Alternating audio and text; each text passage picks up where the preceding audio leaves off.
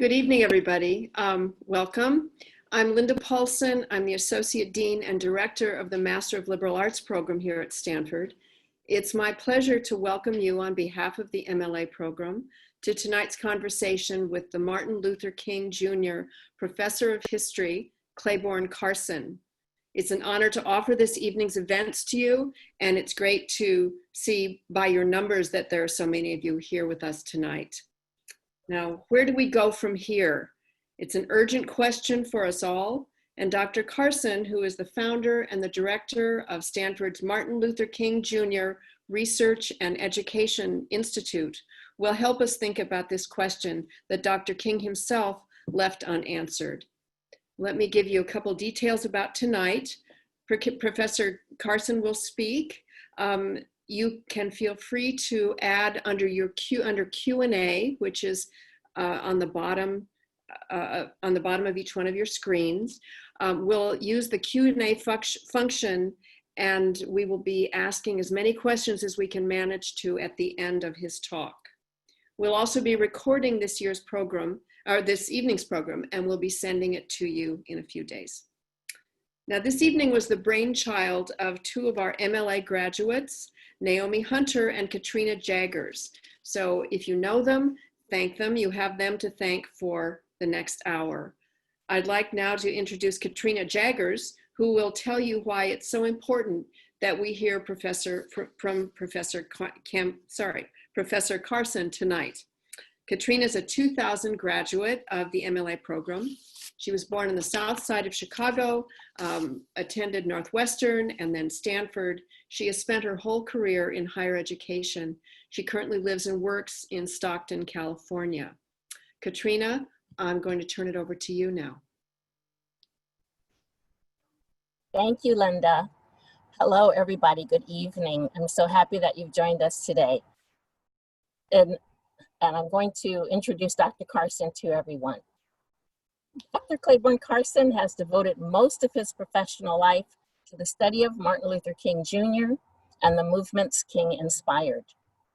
Since receiving his doctorate from UCLA in 1975, Professor Carson has taught at Stanford, where he is Martin Luther King Jr. Centennial Professor of History and founding director of the Martin Luther King Jr. Research and Education Institute.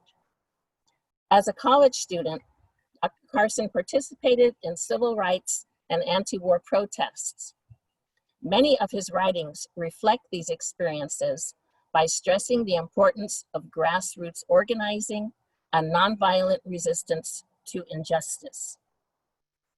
In 1985, Coretta Scott King chose Professor Carson to direct a long-term project to edit and publish Dr. King's speeches, sermons, correspondence, publications, and unpublished writings.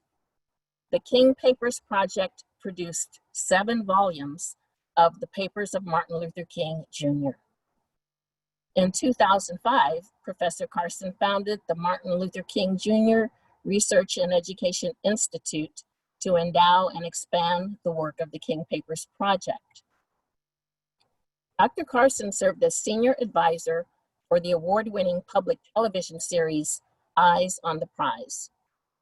He has participated in the making of numerous documentaries, including Freedom on My Mind, which was nominated for an Oscar in 1995, and Black Panther's Vanguard of the Revolution. The audio version of Dr. Carson's edition of the autobiography of Martin Luther King Jr. won a Grammy Award in 2000. Professor Carson has been married for over 50 years to Susan Ann Carson, who, until her retirement in 2008, was the managing editor of the King Papers Project. I was privileged as an MLA student in the 1990s to take a master's seminar with Dr. Carson that included a research project for the King Papers. I have always been proud of the fact that my graduate alma mater is the home of Dr. King's papers, and that Stanford is the academic home of the world's foremost King scholar. Please join me in welcoming Dr. Clayborne Carson. Thank you. Good evening to all of you. This is a real pleasure. Thank you, Linda. Thank you, Katrina. This is particular honor, I think, because these days it's nice to talk to an audience that has personal experience of the 20th century.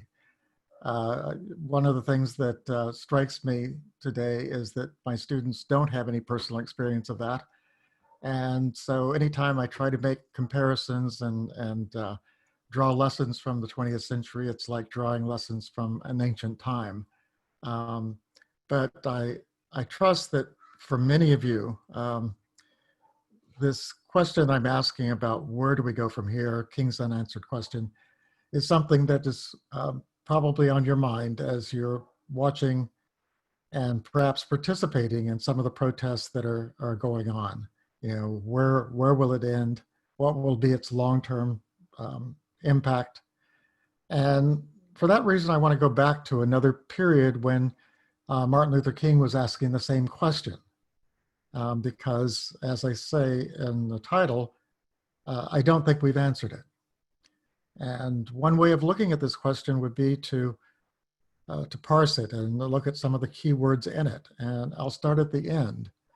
And what did he mean by here? And I think when we look at Martin Luther King's life, we can see that he was writing his last book with that title in 1967, actually started it in 1966 and finished it in 67, at a time after the passage of major civil rights legislation. So the here in that question was at the end of that period. Where did he see the nation? Because many people had the notion that he was basically a civil rights leader, and that was his label. But I think throughout his life, he always had a sense that he was more than that. And that to some degree, he became a civil rights leader because of Rosa Parks, that she, because of her action in Montgomery and because of the actions of hundreds of other women who organized the Montgomery bus boycott, he was selected to lead this already successful movement. And so in some ways, he was drafted into the role of being a civil rights leader. And I think we would all agree he did a pretty good job of it. You know, by 1965, with the passage of the Voting Rights Act, the major achievements of that movement were already evident. So if he had been simply a civil rights leader, he might have done well to simply retire and take a position at a place like Stanford and become the campus pastor, and he would probably still be alive today or most recently deceased because he would still be in his early 90s. But instead, in some ways, his activism became more intense after 1965. So obviously he was trying for something much larger than that. And as I've learned more about his life, I've gone back to his early papers that he wrote as a divinity student. And in one of them, written in 1948, he's asked by the professor, you know, what is your goal as a minister? And he said to deal with unemployment, slums, economic insecurity. He didn't mention civil rights. When I think, what was he doing 20 years later? He was leading a poor people's campaign. He was dealing with precisely those problems that go far beyond civil rights. So I think that the first thing I would say about Martin Luther King is that when he got to the mid-1960s, he could see a movement that was achieving important gains, historic gains, and yet his vision was still looking forward to something much larger than that. So the here was that period when many people felt that the movement had made its greatest gains. And a lot of what came later was misunderstood, misinterpreted, and certainly not accomplished. And so I think that another important phrase in that is the word we. Who is the we in that question? And this kind of reminds me of a birthday party I went to in the late 70s. And it was for Ella Baker, one of the true giants of the movements of the 1940s, 50s. She was a major organizer for the NAACP. She was the one who came south in the 1950s to set up Martin Luther King's headquarters in Atlanta. She was the one who was responsible for the founding of the Student Nonviolent Coordinating Committee when she called a conference of the sit-in leaders, and actually had a great deal of sympathy for them staying independent of the existing civil rights organizations. So at this birthday party, I think it was her 75th birthday party I went to, Bob Moses, who's one of the premier organizers, a person who I've admired since I first met him in 1963. He raised that question of who is the we and where do we go from here? Because at that time, that was very, very much a center of debate. As you realize, by that time, Black power had become a major issue within the movement, whether the interracial nonviolence of the early 1960s was going to be adequate to achieve the necessary gains that King is talking about by the late 1960s, and other people. The recognition that civil rights reforms didn't really change the economic status of most Black people. My own activism was centered in LA with a group called the Nonviolent Action Committee, and our office was right on Central Avenue in South Central LA. And I'll, of course, never forget that August day in 1965 when South Central exploded. And those of us who had been very much intensely involved in what the struggle for better jobs, better housing, the kind of struggle that many people in many cities were involved in, we could see that maybe all that we had done had not really changed the basic conditions of life in South Central. And so in a sense, we were asking the same questions. Where do we go from here? Has all of our work been in vain? What's the next stage of the struggle? And so I think that was part of why for the young people in SNCC, many of whom became community organizers, the sense was, well, where's this next stage heading? And the we became a question of identity, a question of, is the next stage the same going to be, is that going to be the same for Black Americans as for white Americans? Will these struggles be in some ways in alliance, or in some ways maybe in conflict? And all of those things were important questions in the late 1960s and early 70s. But then we go back to that phrase, where do we go from here? Where is the central part of the question. How do we define a future? And I think a lot of that today, as I'm watching young people, it's amazing for me to watch what is happening with my own grandchildren and with my daughter who's been active in the protests. Where is that heading? What is going to be the long-term outcome? And I have a sense that they're almost in the same position I was in the early 1960s of still trying to define, what you know what you're against, you know what you're protesting against, but what kind of a society are you trying to achieve?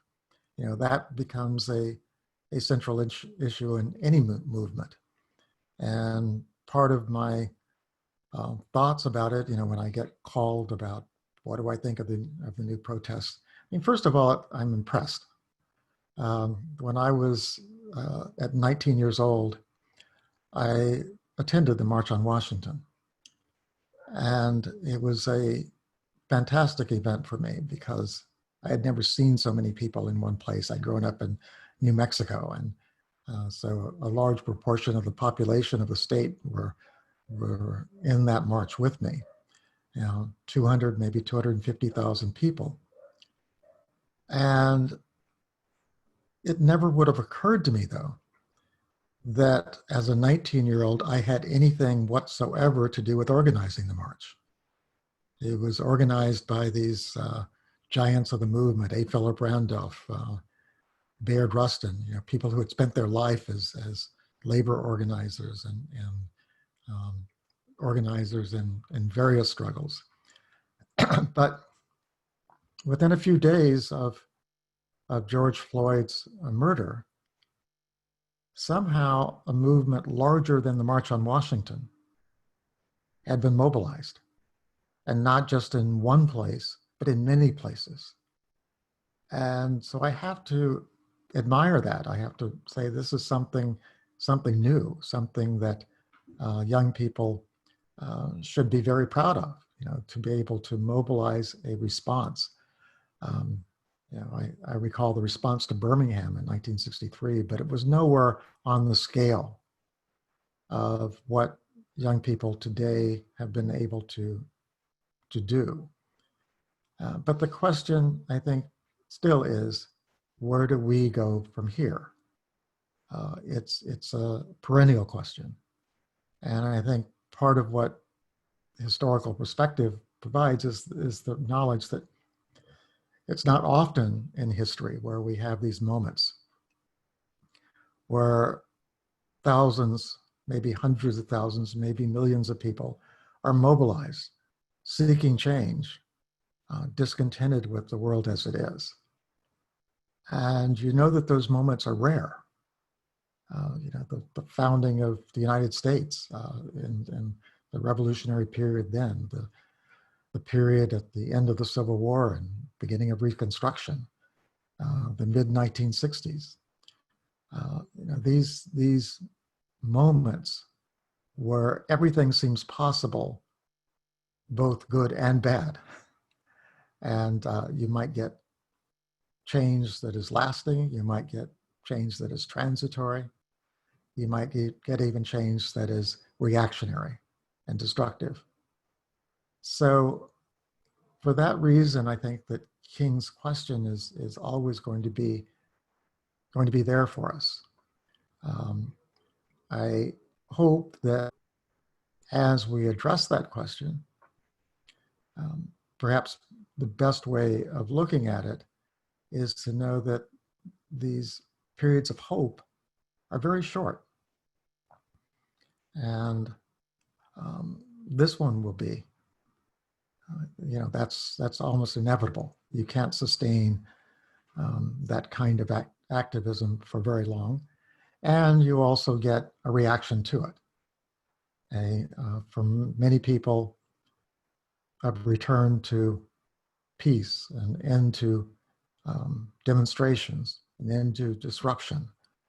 That's always going to be a widespread desire to get back to normal, and particularly the period we're going through right now.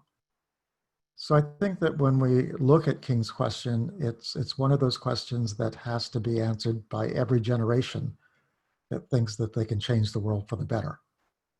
You hope that those generations come, and you realize that's such a moment of hope, and a moment that should be praised. I'm sure that in the history books of the future, they'll look back and say, how did they do this? Just last October, on a personal note, I invited Martin Luther King III and his daughter Yolanda to Stanford, and she is, as some of you may realize, she spoke at the Children's March Against Gun Violence in Washington. That was mobilized after the Parkland shootings in Florida, and it drew perhaps 1 million people. And I told her, you should be really proud that you spoke to a crowd larger than any crowd your grandfather ever spoke to during his lifetime. And she kind of smiled and, yeah, we'll try to do better than that next time. And she's I think, representative of that generation that we see around us. It was striking to me when I went to the march in Palo Alto. Some of you probably were there. And the four organizers, two of them were 20-year-olds and two of the others were 18-year-olds. This is a remarkable historic moment, and it's grows out of the technology and the communications of our time, just as the struggles of the 60s used television and photography and other technologies to spread the message. So, I just want to leave you with these thoughts, and I hope that in our Q&A period that you'll have some of your own thoughts. I'd like to share them, as I said, with people who actually experienced another century, and also maybe if there's some people in the audience who are part of that new generations who is coming into Stanford and are trying to make the world new. So thank you very much, and I look forward to the Q&A period. Let me turn off my phone.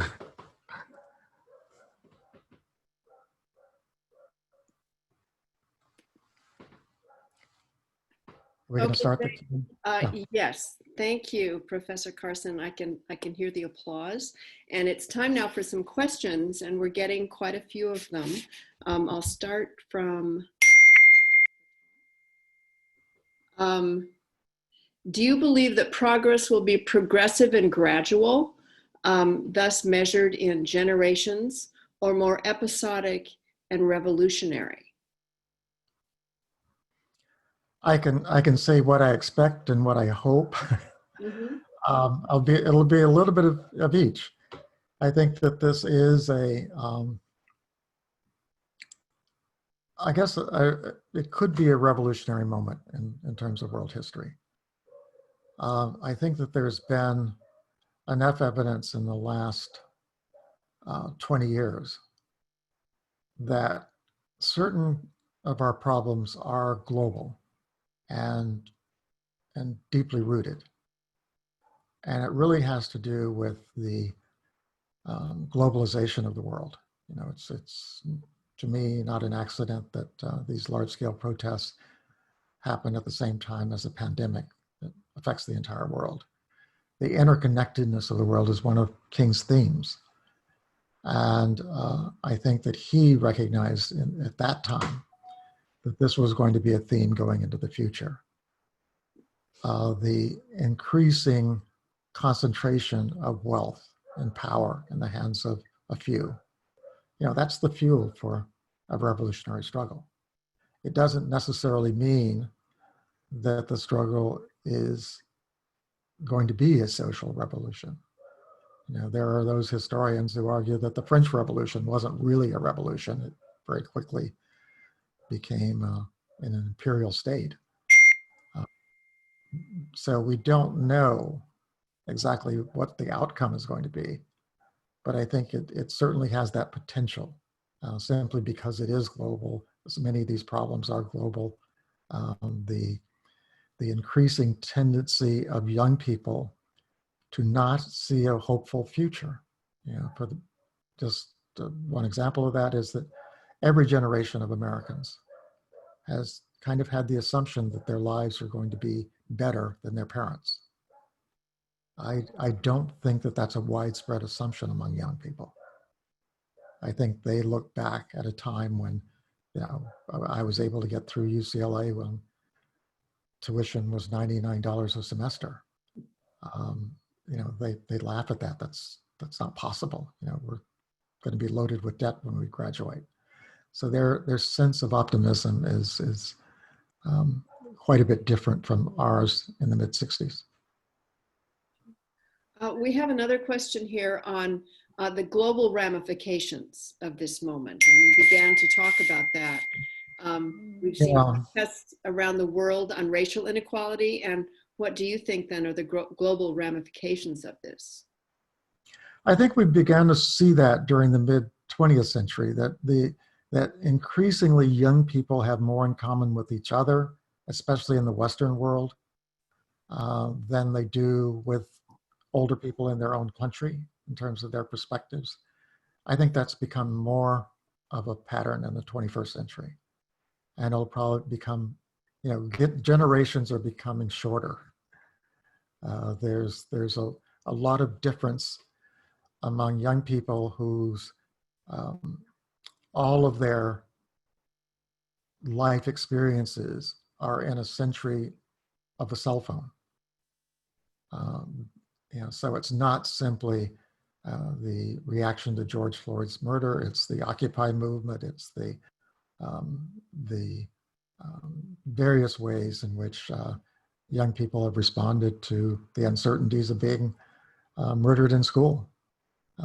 The fact that so much of the wealth of this country is devoted to wars without end, and so how do you have a positive view of those in charge when you see all of the waste in terms of bad decision making at the top and indifference to this widening gulf between rich and poor?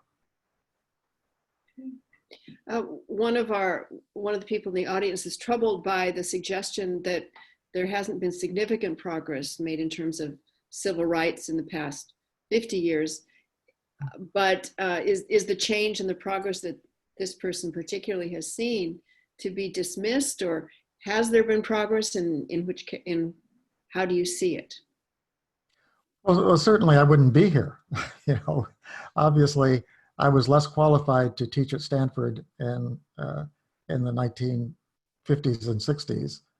And that change is evident. I mean, we've had a Black president after all, and that's part of their experience too. I mean, you might look upon that and say, oh my gosh, then they've seen that these changes. But if their entire experience is also shaped by the uncertainties I mentioned,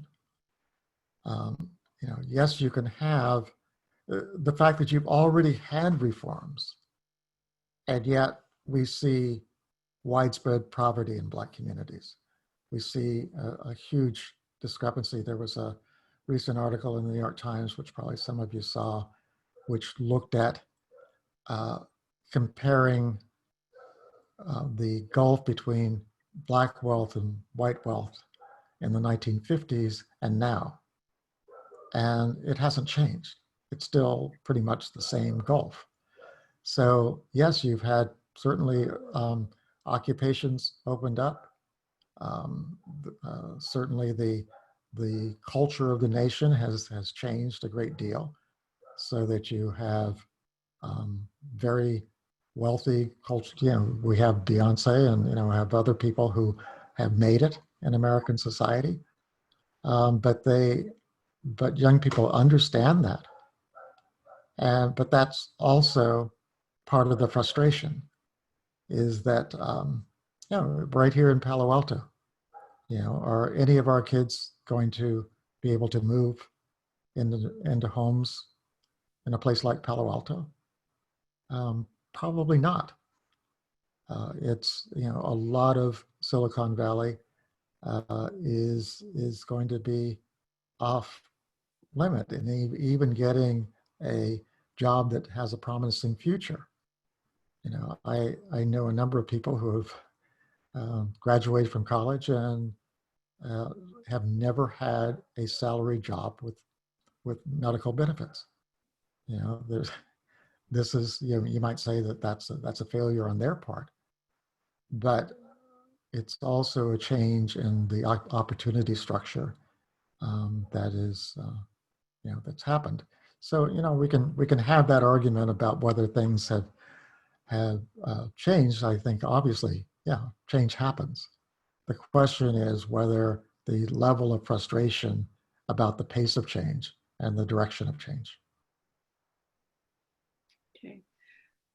Several people noticed, they know that you will be retiring soon, and are wondering what the future of the MLK Institute at Stanford is going to be from here, and how best people who are interested in its work can support it. Well, I'm an optimist. I think that we're going to do well. I think that you know, we've received one of the things about Black Lives Matter is it made the King Institute matter, and we've definitely had an uptick in our contributions. By the way, thank you for all of those. You know, that we're benefiting because of that. I think that there's discussions that are going on within Stanford about how to make us more visible. You know, I've always felt that Stanford, you know, why if you have something as unique and as valuable as the King Institute, why hide it? You know, why shouldn't it be?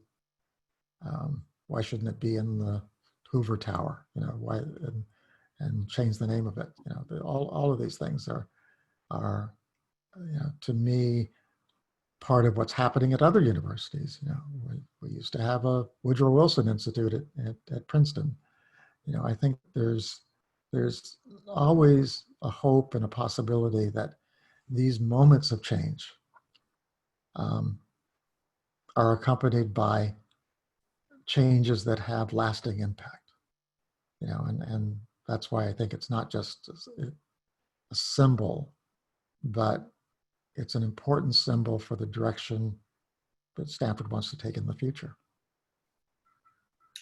We have another question that sort of follows up on that. This person asks, how do we keep today's movement alive, not let it fizzle away into the background? The big question. Revolutionaries and reformers forever have been trying to figure out that question. You know, how do you sustain a movement over time?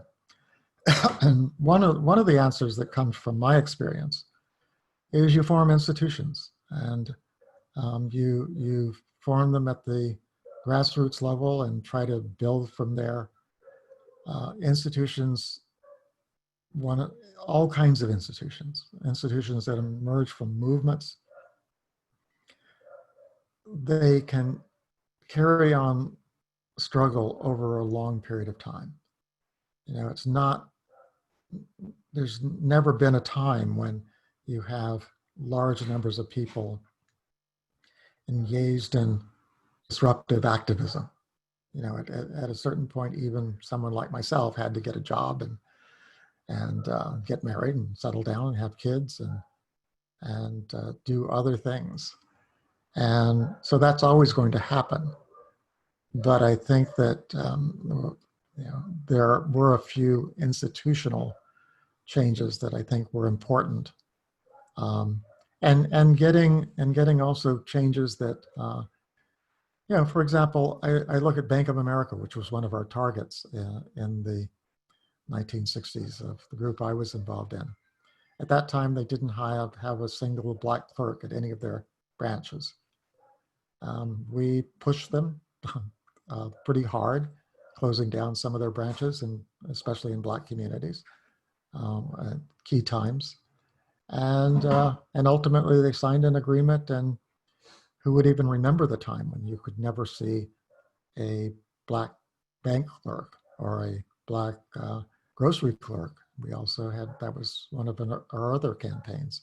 So those kinds of changes, once you make them, they persist, but then you realize how, you know, this should not be majored to get a job as a clerk. You know, this should not require some people to go to jail for a long time.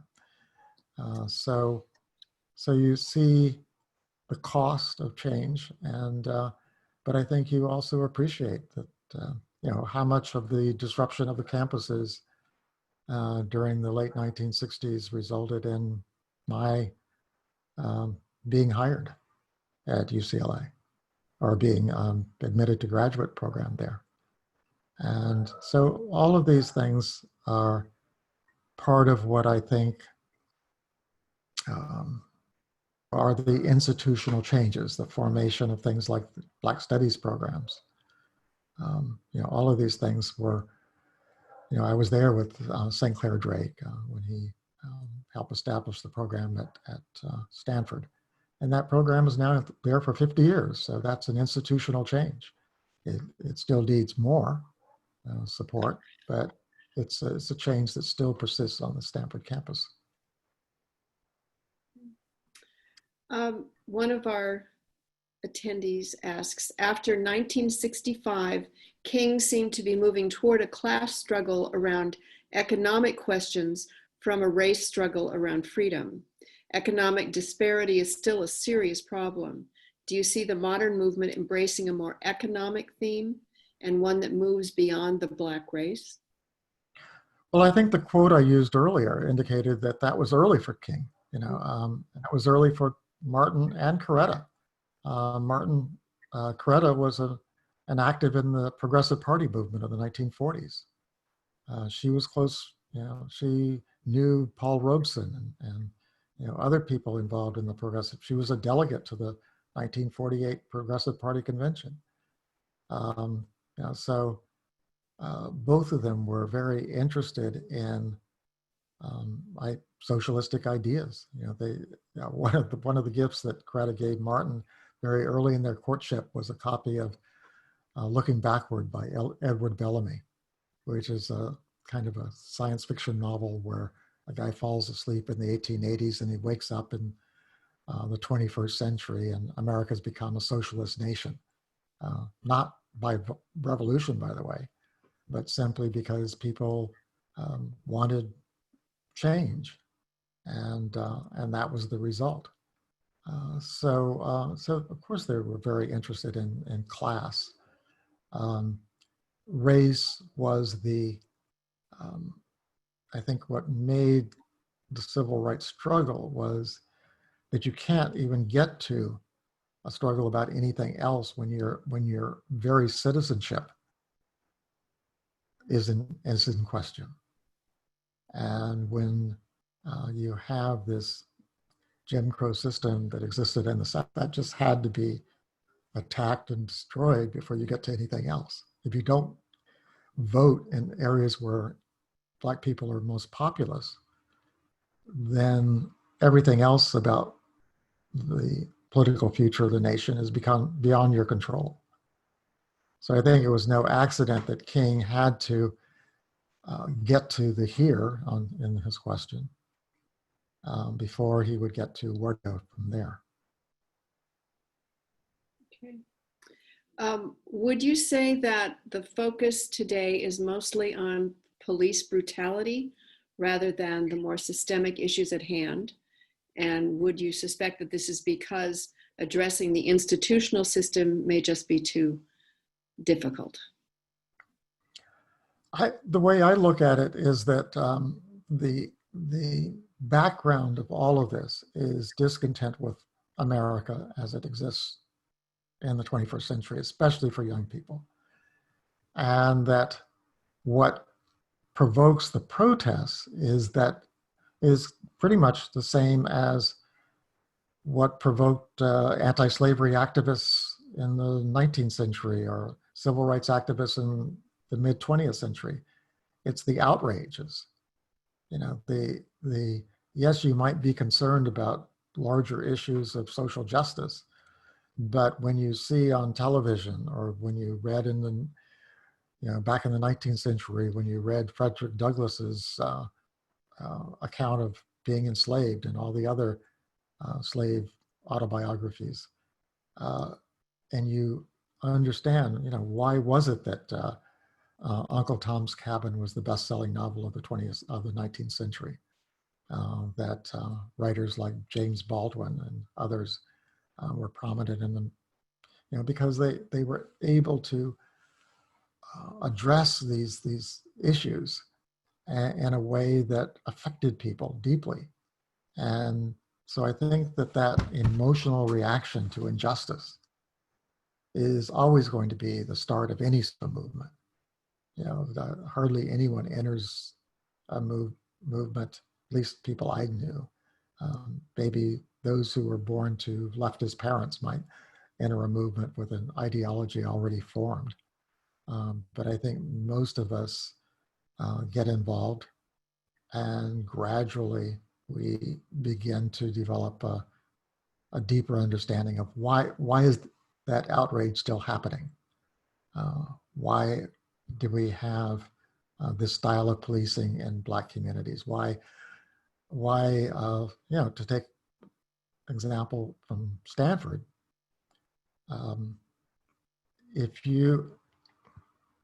when I look at the amount of drug use during the 40 years I've been at Stanford among students, and realize that there's never been a SWAT squad entering a Stanford dorm. To my knowledge, I don't think there was a Stanford student I can remember who went to prison because of drugs. But the people they bought their drugs from in East Palo Alto, they went to prison. Yeah. So you have an understanding of many of these problems at a gut level of this is outrageous, and I think that that's always going to fuel. You would hope that that would be the case. You would hope that people would be outraged by outrageous treatment.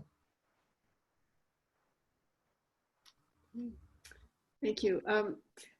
Someone is asking, how do we get to efforts that involve reconciliation and healing? What might that look like? Are there any written considerations of this by Dr. King? Oh, of course, that's what nonviolence is all about. It's all about trying to find, at the same time you're struggling, trying to find ways of reconciling people, redeeming people. That's why, someone who I really remember from the March on Washington, John Lewis, is so remarkable. When the Klansman who had beat him almost to death at one point came to his office to apologize many decades later. Yes, of course, I forgive you. And I think that I would hope that some, you see some elements of that in these current protests. You see, obviously, these protests have not been just Black people protesting. And you also see some signs that even those on the other side, the police in some places have, tried to reconcile themselves with, the anger of the crowd. And those things are those little, that's what I remember a great deal is, you don't you obviously remember the racists. I remember getting beat up by police in LA, but I also remember the white people who struggled with me, and many of them coming from backgrounds of racism, and that's memorable also. I mean, that's always the hope for the future, that somehow, it's one of the areas where I think we need to really work on, and that is that there needs to be dialogue at all times. I mean, I never give up hope, that sometime the person who I think is totally on the other side, because I've seen in my lifetime so many people who grew up in under circumstances where they absorbed the prejudices of their parents and their grandparents, and the civil rights struggle in the South relied on people like Bob Zellner, whose grandfather was a Klansman, and he became one of the perhaps the first white civil rights worker in the Student Nonviolent Coordinating Committee, and he spent his lifetime, trying to struggle against, there's a number of people I could name like that. And, Virginia Durr, who lived in Birmingham, and Clifford Durr, and, they were always strong supporters of the civil rights struggle. So, I think when you get in a struggle, one of the things that helps you do is understand how complex some of it is. Sometimes you find that you're on the opposite sides from another Black person. And sometimes you find that the strongest ally you have is a white person. So that's the nature of a social movement. Okay. Since we have an opportunity for change at the moment, if we have a supportive federal government, what do you think would be the first thing that federal government should do to move us forward for racial justice? Well, the area where I've really focused my attention is I believe very strongly the most important civil right, the most important human right is the right to education. That has made such a difference in my life that my ability to come to California without maybe $100 in my pocket in 1964. And if someone had told me that, a decade later I'd be a professor at Stanford, I just would not have believed it. That would have been like saying you'll be living on Mars. And it's that, that has been, the fundamental change has come through education. And the ability of people of all stations in life, not just in education. I think I went to, I know I'm at Stanford now, but I think I went to the greatest public education system in the world. And that's why I'm here. And I was able to do that by working my way through school. So I think that's why I feel so strongly that every human being deserves a quality education. And if technology can mean anything, I can teach a course online and it can be free to anyone who wants to take it. And I work as hard as I can to make it better than anything I could teach in the classroom, because I feel so strongly that you shouldn't, it's nice to have people who can pay $70,000 or whatever it costs to go to Stanford. But to me, my real hope is that I can do that for people who can't afford anything, even people who are residents. Sometimes send me letters about how important it is to be able to access education from whatever place you are. So I think that's always been, certainly in the 20th century, that's been the engine of upward mobility.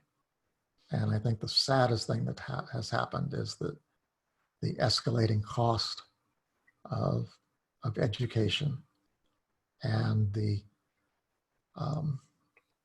increasing degree in which it's segregated.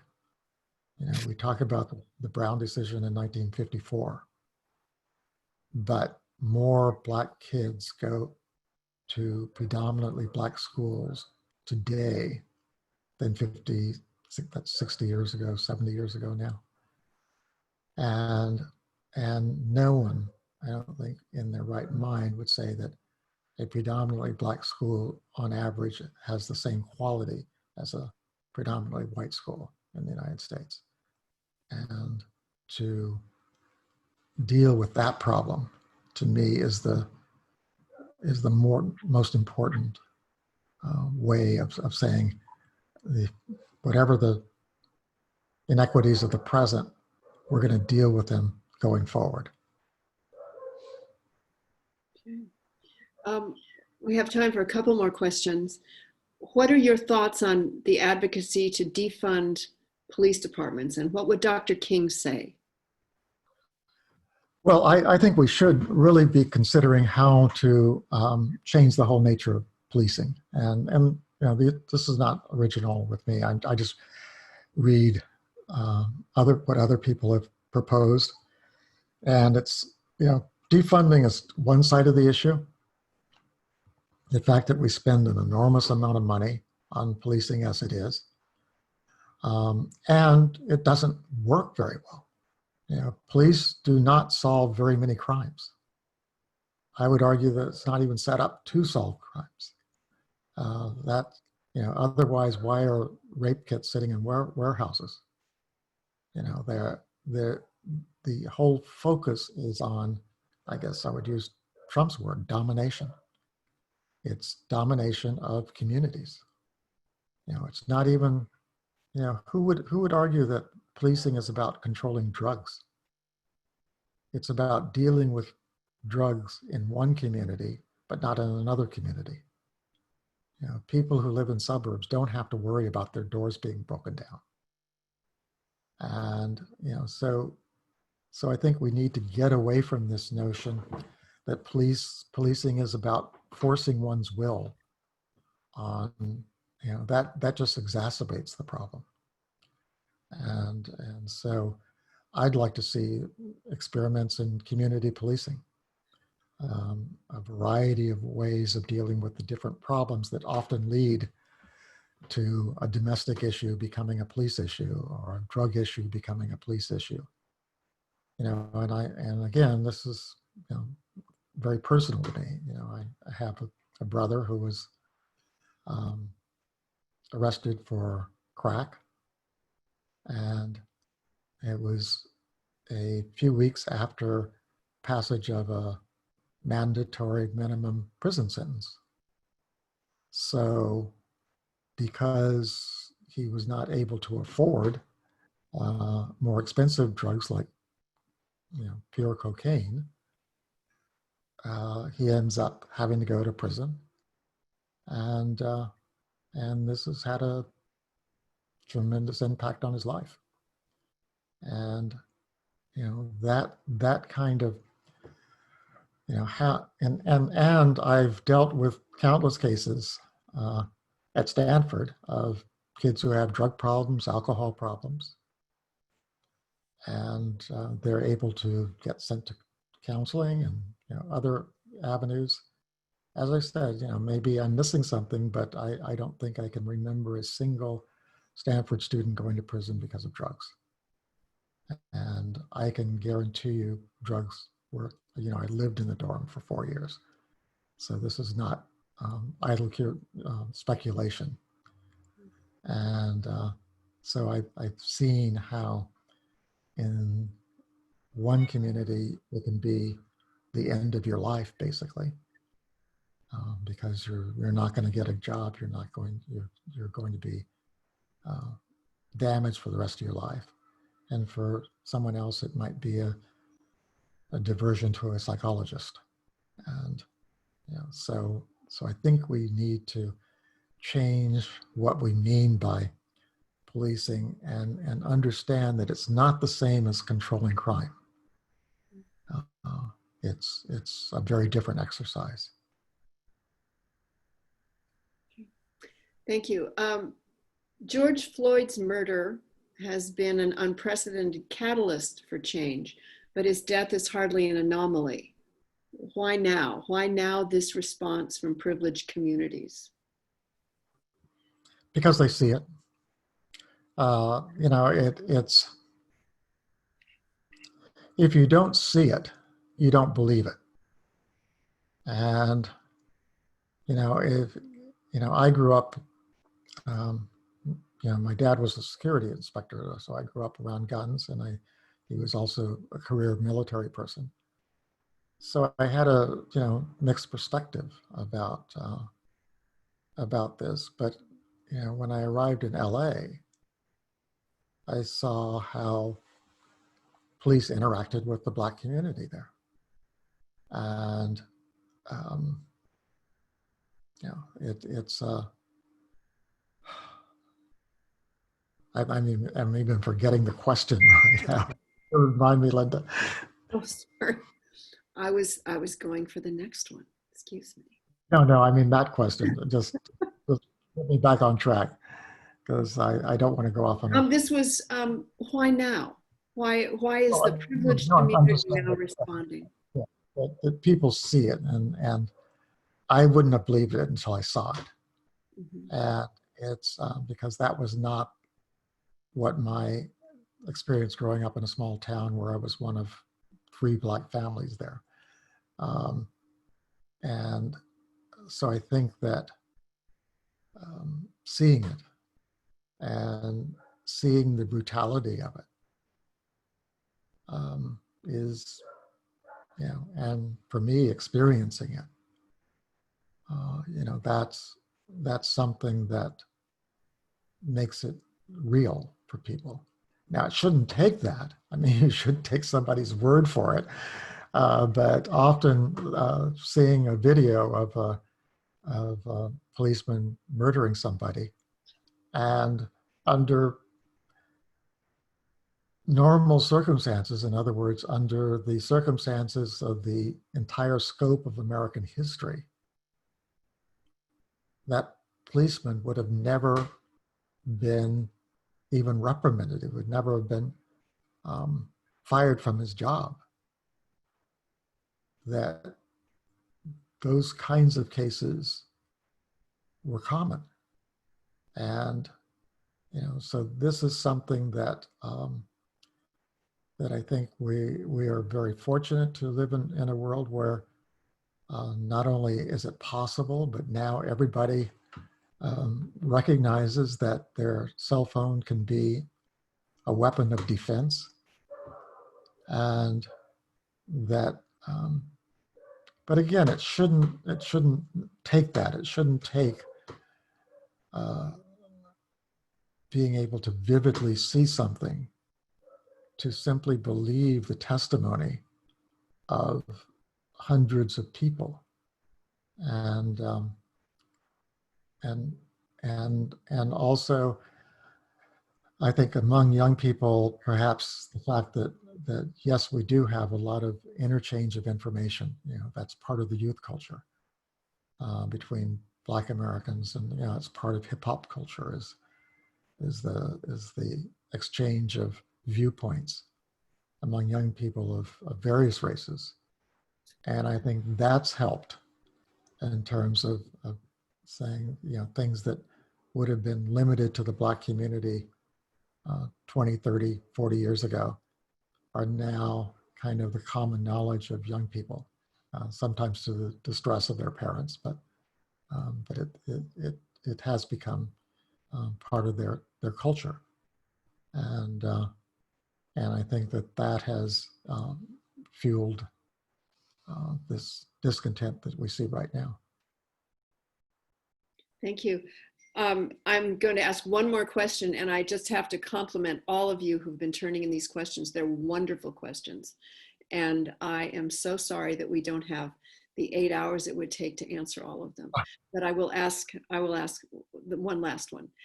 What advice would you, as both an activist and a scholar, give to those in this younger generation who would like to make change? What lessons have you learned, and what do you wish you would have known going into your activism in the broader civil rights movement? I would go back to a person I mentioned earlier. That's Ella Baker, probably one of the people who I only got to meet her on a couple of occasions, but someone who I deeply admired. And I don't know whether I invented it, but I certainly use the term a lot, and that is long distance runner. It's you learn to admire people who don't burn out. I remember so many people who were active at one point in their life, and I would put myself among those. That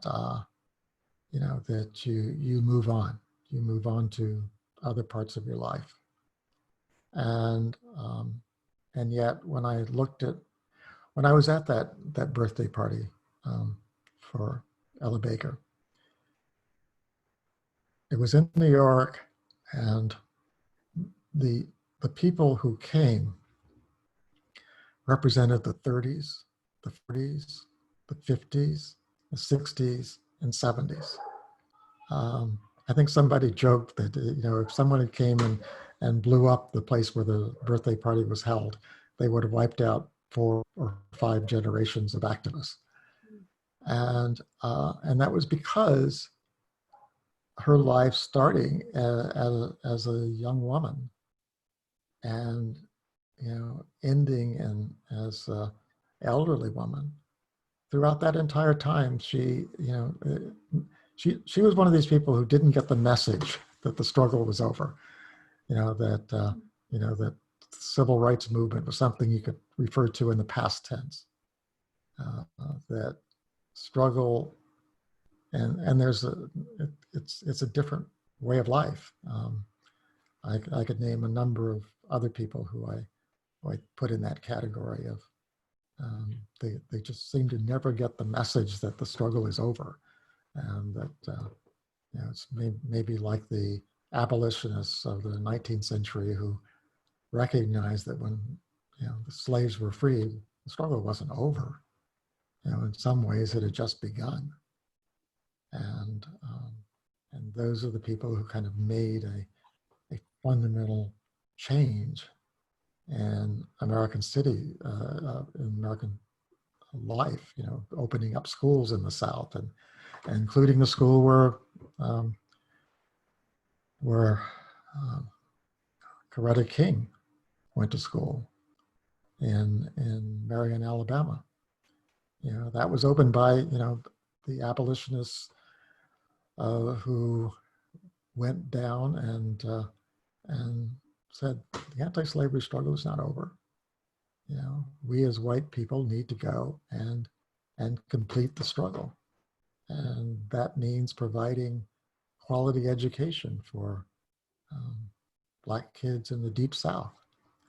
And many of these people were the ones who opened the Black colleges and Black high schools and trained someone like Coretta King to believe that she could change the world.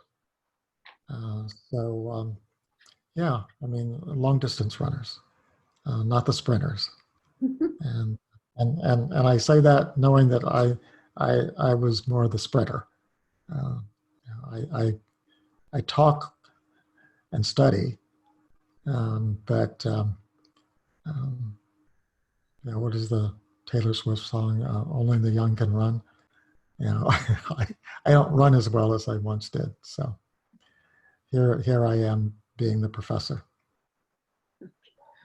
We did have one person in the audience urge everyone to listen to Sweet Honey in the Rock singing Ella's song. And she was very happy that you had talked about Ella Baker. So, definitely. Well, right. It looks like we've come to the end of our time. Thank you to Katrina and Naomi, who knew how important it would be for us to hear Professor Carson right now. Thank you too to everybody in continuing studies and MLA and in the Institute who made all this happen. And thank you very much for your interest and your wonderful questions. They are very engaged, and they are questions that I'm going to go over again and again.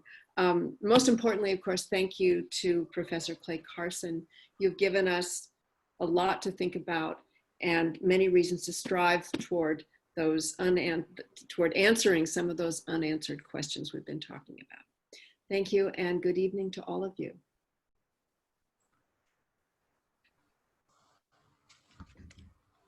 Thank you, Clay. Thank you. Thank you very much for having me.